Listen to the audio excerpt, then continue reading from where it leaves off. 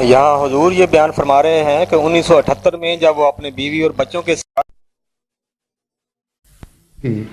کچھ سفیدی کی طرف مائل ہے، اس لیے ہمیں خطرہ یہ ہے کہ وہ کوئی جب تم کار کا شیشہ اتار کر کسی سے بات کرو گے تو کوئی تمہیں سٹیپ کر دے گا، اس لیے پوری احتیاط کرو۔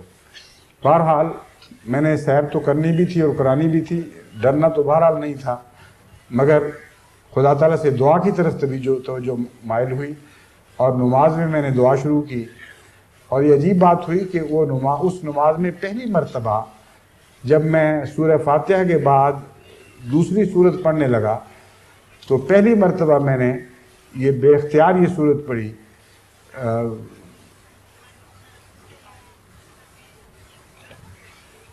الاف ابریت الشتاء والصیف لإلاف قریش، یہ لفظ میرے ذہن میں آ نہیں رہا تھا، لإلاف قریش ایلافہم رحلۃ الشتاء والصیف فلیعبدوا رب ھذا البیت الذی اطعمہم من جوع وآمنہم من خوف، کہ لإلاف قریش ایلافہم، ہم نے قریش کی دلداری کے لیے، ہاں ان کی دلداری کے لیے یہ نظام جاری کیا ہے کہ قافلے سردیوں میں بھی مکے کی طرف آتے ہیں اور گرمیوں میں بھی مکے کی طرف آتے ہیں۔ فَلْيَعْبُدُوا رَبَّ هَذَا الْبَيْتِ الَّذِي، پس اس خانہ کعبہ کی عبادت کیا کرو۔ فَلْيَعْبُدُوا رَبَّ هَذَا الْبَيْتِ الَّذِي أَطْعَمَهُم مِّن جُوعٍ، جس نے ان کو بھوک سے نجات بخشی اور کھانا کھلایا، وَأَطْعَمَهُم مِّن جُوعٍ وَآمَنَهُم مِّن خوف، اور خوف سے امن عطا فرمایا اور خوف سے نجات بخشی۔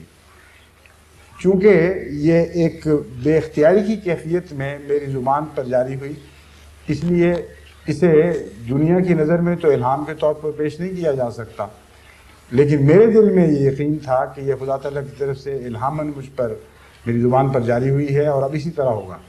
چنانچہ میں نے سب احمدیوں کو جو مجھے ڈراتے تھے ان کو کہا کہ مجھے کوئی فکر نہیں ہے، نہ میں اس سفر میں بھوکا رہوں گا، نہ مجھے کوئی خوف ہوگا، اور خدا اپنے فضل سے غیر معمولی نشان ظاہر کرے گا۔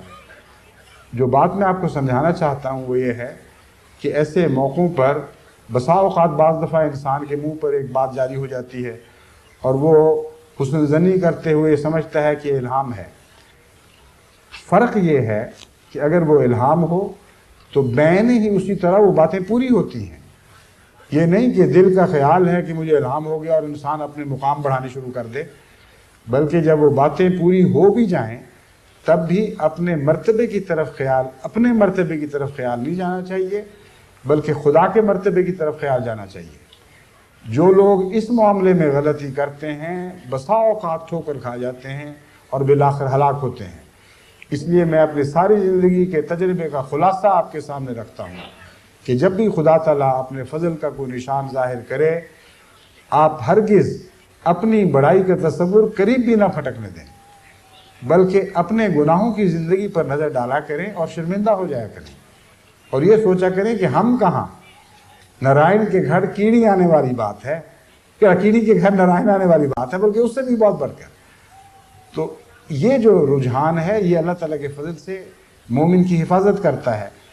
چنانچہ میں نے بھی یہ بیان تو کیا مگر ہرگز تعلی کے رنگ میں نہیں، بلکہ ایک نشان کے طور پر اور سمجھانے کے طور پر کہ اب دیکھو خدا تعالیٰ اس سفر میں مجھ سے کیا سلوک فرماتا ہے۔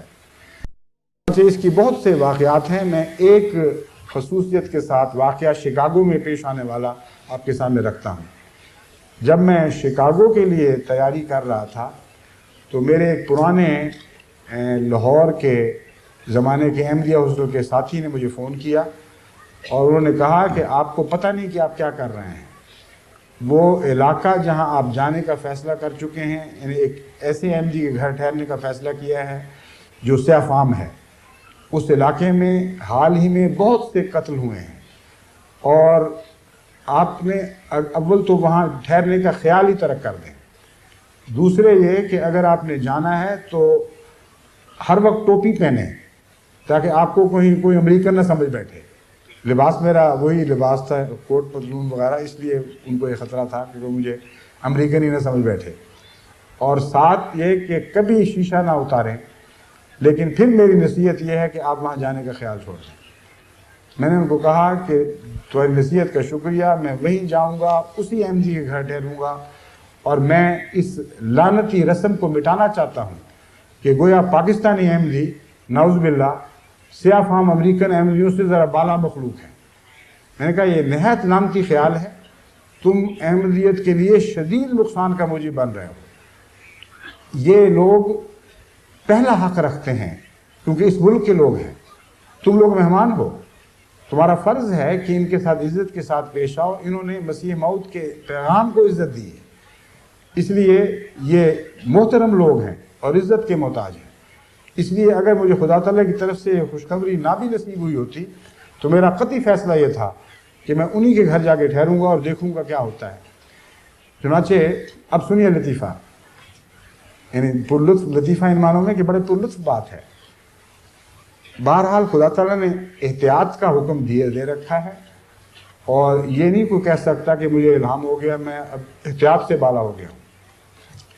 چنانچہ جب میں شکاگو کے لیے روانہ ہوا تو میں نے اپنی بیوی اور بچیوں کو یہ بتایا کہ میں صرف یہ احتیاط کروں گا کہ میں کسی سے رستہ نہیں پوچھوں گا، اور رات کے 1:30 بجے ہم شکاگو میں داخل ہو رہے تھے۔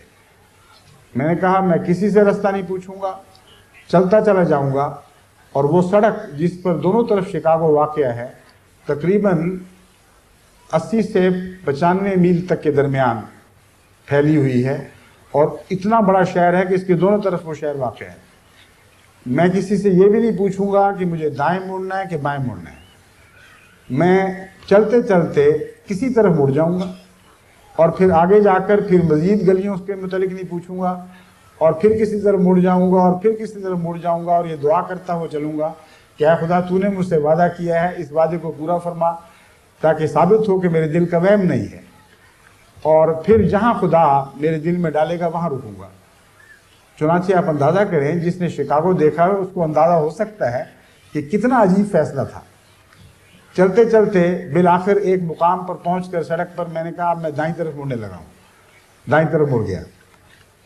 وہاں سے کئی سڑکیں چھوڑی، پھر میں نے کہا اب میں فلاں طرف مڑنے لگا ہوں، میں فلاں طرف مڑ گیا، پھر میں نے کہا اچھا اب میں اس طرف مڑنے لگا ہوں، میں وہاں مڑ گیا، پھر آخر میں نے کہا کہ یہ پیٹرول پمپ ہے جہاں میں ٹھہرنے لگا ہوں، اور اس پیٹرول پمپ پہ ٹھہر گیا۔ وہاں بہت سے آدھی رات کا وقت تھا، اور بہت سے شرابی اور لفنگے نظر آنے والے دوست جو خطرناک دکھائی دیتے تھے وہ اکٹھے ہونے شروع ہوئے۔ انہوں نے ایک اجنبی کی کار دیکھی اور ان کو دلچسپی پیدا ہوئی۔ میرے پاس اس وقت ٹوٹے ہوئے پیسے بھی نہیں تھے کہ میں فون کر سکتا، لیکن اللہ تعالیٰ نے ایک لڑکی کو جو نشے میں مست تھی اس کے دل کو نرم کر دیا۔ وہ دوڑی ہوئی میری طرف آئی اور اس نے کہا تمہیں فون کی ضرورت ہے؟ میں نے کہا ہاں ضرورت ہے۔ میں نے کہا میرے پاس پیسے نہیں۔ اس نے کہا پیسوں کی فکر نہ کرو، مجھے بتاؤ، تم خود نہ اترو، مجھے بتاؤ، میں فون ملاتی ہوں، اور جب فون مل جائے تو تم پھر آ کے تمہیں بتاؤں گی، تم آگے بات کر لینا۔ ان کو میں نے اپنی مسجد کا پتہ دیا، جس کے ٹیلی فون نمبر جس کا مجھے بتایا گیا تھا۔ وہاں جب فون ہوا تو نور الدین صاحب ہمارے افریقن احمدی مسلمان تھے جو ٹیکسی کا کام کرتے تھے، وہ بیٹھے ہوئے تھے۔ اس نے مجھے بلا لیا اشارے سے کہ آ جاؤ بات کر لو۔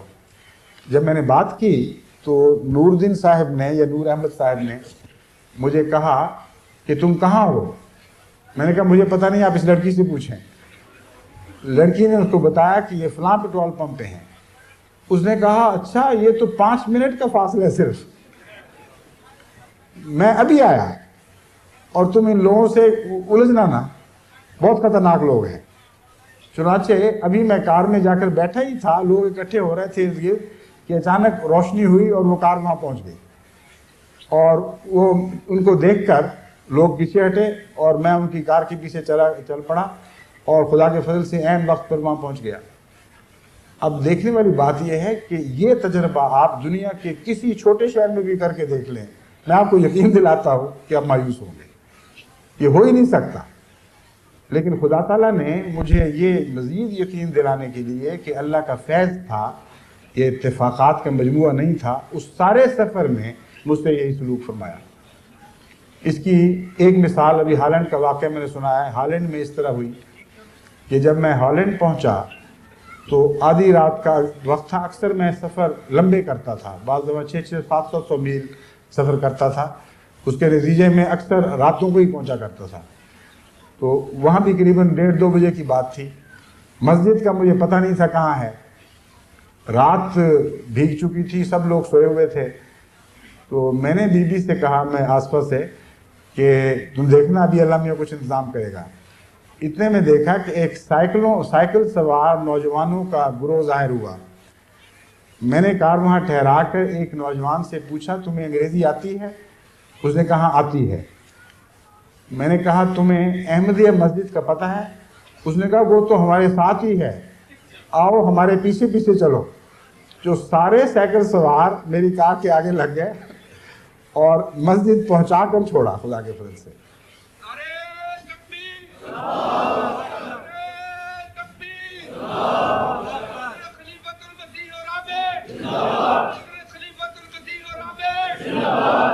اس کے بعد اب یعنی بڑے وسیع وقت بہت دلچسپ تجارب ہوئے, لیکن ان تجارب کا خلاصہ یہ ہے کہ نہ خدا نے بھوکا رہنے دیا, نہ خدا تعالیٰ نے خوف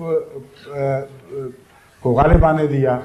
جب خطرات ہوئے اللہ تعالیٰ اپنے فضل سے بچایا. جب غیر معمولی تائید کی ضرورت پیش آئی اللہ تعالیٰ نے تائید مہیا فرمائی. اب سنیے, ایک ہی قسم کے واقعات مختلف شہروں میں کس طرح اتفاقاً ہو سکتے ہیں. میں ناروے گیا, وہاں مجھے مقصود صاحب کے ہاں ٹھہرنا تھا اور رات وہاں دیر میں پہنچا. اسی طرح اوسلو شہر میں رات قریباً 12:30-1 بجے کے قریب پہنچا. اب مجھے وہاں کی زبان نہیں آتی, وہاں اکثر لوگوں کو انگریزی نہیں آتی. جس پہلے شخص سے میں نے پوچھا کہ تمہیں انگریزی آتی ہے, اس نے کہا آتی ہے. میں نے کہا میں فلاں ایڈریس میرے پاس تھا لکھا ہوا, میں نے کہا یہ ایڈریس دیکھو میں اس پر جانا چاہتا ہوں. اس نے کہا میں تو ان کا ہمسایہ ہوں, میں پیدل جا رہا تھا, مجھے ساتھ بٹھا لو, میں تمہیں وہاں پہنچا دیتا.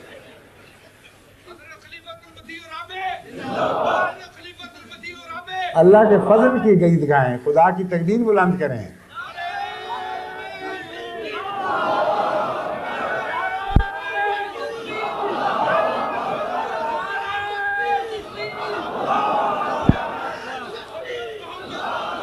صلی اللہ علیہ وآلہ وسلم. جے